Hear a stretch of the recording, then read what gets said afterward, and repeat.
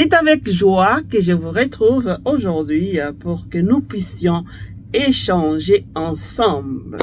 Alors, nous n'allons pas quand même sauter les habitudes de dire que bienvenue aux nouveaux abonnés, merci de votre fidélité parce que vous les méritez. Alors, je dois toujours me les rappeler puisque on dit que la reconnaissance est la mémoire du cœur. J'ai reconnu que vous êtes abonnés et que vous me suivez et que vous avez abonné les autres et que vous êtes là à nous soutenir, à cliquer j'aime, à s'abonner. En tout cas, nous pouvons que vous remercier. Merci, merci et merci. Puisque les merci, c'est quand même un mot qui vaut la peine de les dire. Mais avec tout son cœur, hein, pas seulement par formalité, mais avec tout son cœur. La fois passée, il y a des téléspectateurs qui m'ont demandé de commencer à exploiter quelques thèmes en invitant des prêtres. Que des prêtres interviennent, expliquer ceci, cela. C'est mon souhait. Comme je vous disais, petit à petit, on s'organise avec les moyens de bord pour voir ce que nous pouvons faire. Mais en attendant que cela arrive, alors aujourd'hui, j'ai essayé de trouver pour vous un prêtre. Il s'agit de Père Bienvenu jésuite, qui est professeur avec un bagage intellectuel incomparable, dans le sens qu'il a 4 masters. Il a étudié vraiment, c'est quelqu'un qui maîtrise beaucoup de domaines, que ce soit en philosophie, en théologie, en spiritualité, ou encore en psycho, etc. Mais aujourd'hui, nous allons parler avec lui un thème très important. Important pour moi-même, je pense ou je suppose qu'il est pour vous aussi, puisque c'est indispensable à l'humain ou à l'homme. L'homme là, je dis avec H majuscule, c'est-à-dire que la femme est là-dedans aussi. Nous allons parler de la découverte de soi, découverte de l'autre, la découverte de Dieu. C'est très important. Les problèmes qui arrivent aujourd'hui, parce que nous ne nous connaissons pas, nous ne découvrons pas les autres dans leurs qualités et dans leurs limites. Parce que si on découvrait les autres dans leurs qualités et limites, on pourrait les comprendre.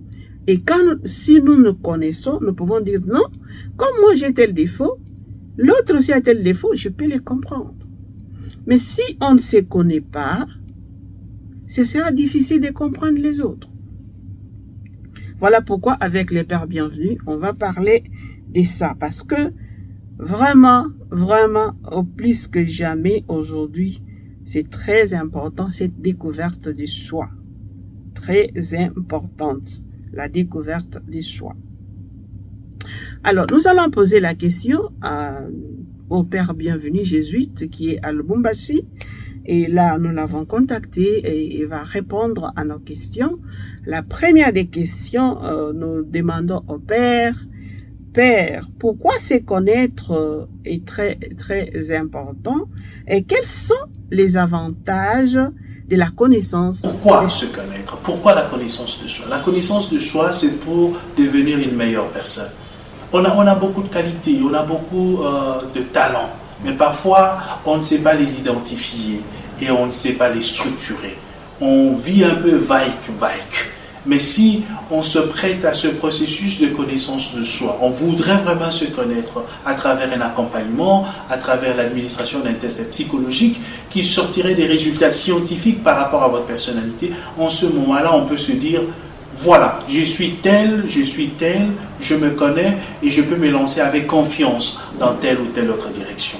Il y a d'abord ça, le meilleur de soi. Deuxièmement, se connaître pour s'accepter. Se connaître pour s'accepter. Qui suis-je? Quelle est mon origine? Qui sont mes parents? Quelle est la signification de mon nom? Etc. Je dois assumer, je dois accepter mon passé. Quand on se connaît, on s'assume, on s'accepte.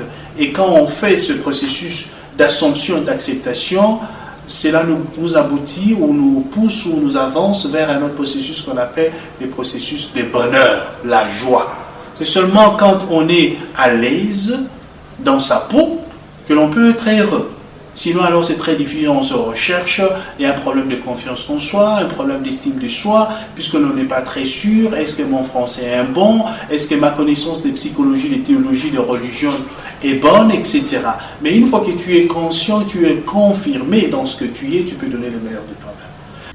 Oui, c'est bien, Père, tout ce que vous venez de dire. Il est facile de se connaître soi-même. Mais est-ce que c'est important aussi de connaître les autres? Puisque parfois, quand on entre dans la vie privée des autres, on a parfois des problèmes. Est-ce que vous pouvez nous dire l'importance de connaître les autres? Se connaître aussi pour pouvoir mieux vivre en société avec les autres. Parce que l'on ne vit pas seul, je l'ai dit la fois passée, on vit avec les autres. Quand on se connaît, on connaît ses limites, on connaît ses qualités, on sait que je ne peux pas trépasser cette ligne particulière. Il y a des limites. Et comme personne, comme je vis en société, je dois tenir compte aussi des autres, de leurs valeurs, de leurs talents, mais aussi de leurs principes. J'ai des principes, ils ont aussi des principes. Quand je me connais, je sais où je dois arriver, ce que je peux faire, évidemment, pour pouvoir vivre dans une sorte d'harmonie avec les autres. Un autre problème qui je trouve aussi important, Père, de quelle façon pouvons-nous nous apprendre à nous connaître, à nous accepter et aussi à nous prendre en charge? Puisque parfois c'est difficile de se regarder en soi et puis dites-nous comment on peut le faire. C'est une très bonne question, comment se connaître? Je voudrais justement proposer quelques pistes de solutions. La première piste, c'est le travail d'introspection, c'est-à-dire rentrer en soi-même, essayer de mettre une sorte de miroir devant soi. Qui suis-je? Et dans un travail de sincérité, d'honnêteté, de franchise, savoir énumérer ou savoir identifier ses qualités, mais aussi ses limites. Donc le premier travail est personnel, mais c'est un travail profond. Je le fais avec passion, mais je le fais aussi avec honnêteté. Je suis comme ça, je suis comme ça, je suis comme ça, je suis comme ça. Ça, c'est une façon de se connaître. Une autre façon de se connaître, c'est poser la question aux gens avec qui vous vivez ensemble. Ça peut être un ami, ça peut être une amie, ça peut être un frère, une sœur, un membre de communauté, etc. Des gens avec qui vous vivez.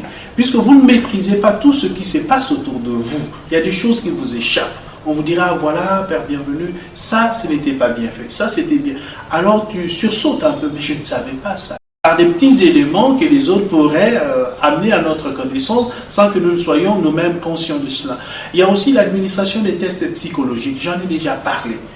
Ça, c'est une réalité qui n'est pas très courante dans notre culture, mais peut-être lentement, sûrement, que l'on doit introduire dans notre manière d'être et de vivre.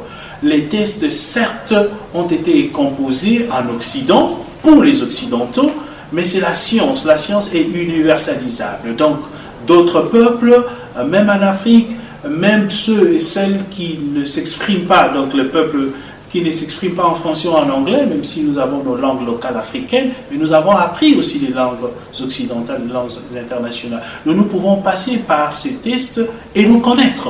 Donc ça, c'est une autre dimension. Alors, une autre dimension de la connaissance de soi, c'est une observation, je dirais, clinique par rapport à soi-même. Une observation clinique, ça signifie que l'on se regarde de près.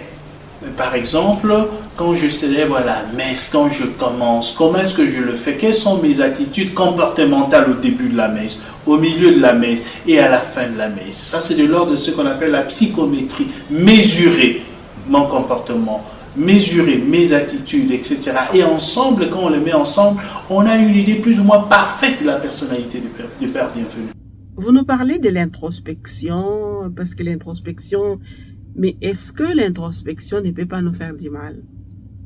En se regardant, en découvrant notre misère, est-ce que ça ne va pas nous faire encore plus du mal? L'introspection, comme méthode, elle est importante. Là, on s'est dit, j'ai fait ce travail, mais alors de manière impartiale. Je voudrais vraiment me connaître davantage. Et si je ne parviens pas à le faire seul, j'implique les autres dans le processus, les amis, les frères et sœurs, les connaissances. Moi, je pense que je suis comme ça. Qu'en pensez-vous? Ça s'appelle, c'est une technique, c'est une méthode qu'on appelle la confrontation. Mes informations sur moi-même, ainsi que les informations des autres sur moi. Il y a un travail de confrontation. Peut-être qu'on peut trouver un modus vivendi. Peut-être qu'on peut trouver un consensus sur ma personne. Si on trouve ces consensus, tant mieux. Mais si on ne trouve pas ces consensus, alors on passe par un test psychologique. Puisque celui-là, il est impartial. Il est essentiellement scientifique. Et il me dira qui je suis, quels sont les traits majeurs de ma personnalité, quel est mon type de personnalité, etc. C'est toujours les psychologues qui nous disent que il y a des choses que je peux connaître en moi-même que les autres ne connaissent pas. Il y a des autres choses que les autres peuvent connaître que moi je ne connais pas.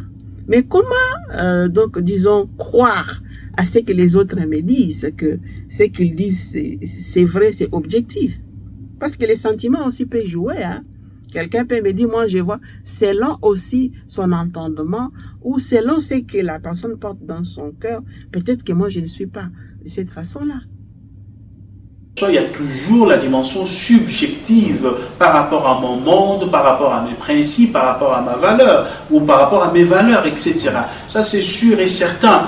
Mais quand 2 ou 3, 4, 5 personnes parlent la même chose, on doit peut-être se dire que non, cette information particulière sur moi, peut-être que ça correspond vraiment à ma personne. Alors on doit faire un travail de creuser, on doit creuser davantage, on doit discerner davantage sur la chose. Peut-être que je suis comme ça, peut-être que je ne suis pas comme ça. Vous insistez aussi de la connaissance, donc il faut, donc l'homme se connaît au sein d'une famille.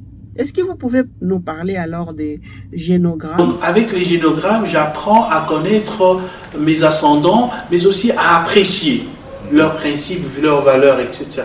Et j'apprends aussi à connaître certaines choses qui sont importantes pour moi, pour ma vie, pour ma croissance personnelle. Les maladies, par exemple, les différentes maladies dont mes ascendants ont souffert.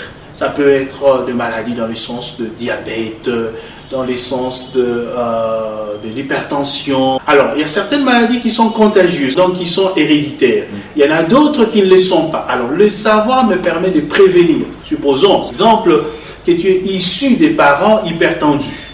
Hein? Même si dans ta jeunesse, tu n'en souffrais pas, mais à un certain moment, tu pourrais en souffrir. Puisque tu le sais, tu pourrais en parler avec le médecin, etc., pour pouvoir limiter les dégâts ou carrément prévenir ces genres de maladies et autre chose. Et aussi pour des générations après toi. Donc tu essayes de voir comment est-ce qu'un neveu, une nièce ou même un enfant, etc., pourrait s'inspirer de toi comme personne. Tu vois, toi tu es au milieu, avant toi il y a eu des personnes, et après toi il y en aura comme personne. Donc tu t'inspires de ceux qui sont venus avant toi, pardon, et ceux qui viennent après toi s'inspirent aussi de toi.